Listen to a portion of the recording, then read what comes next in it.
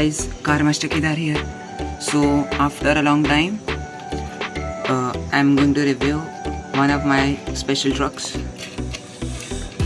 This is the 2015 Ford F-150. I made it. I just broke this truck in last year. I just took its paint off and then repainted it.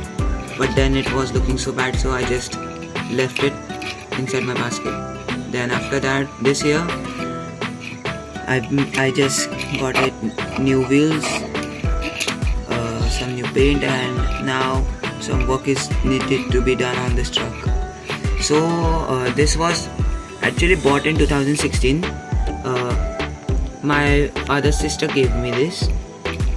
Then this has a Matchbox Ford Mustang's chassis with Maestio's BMW wheels at the back, and I made it a bit squatted.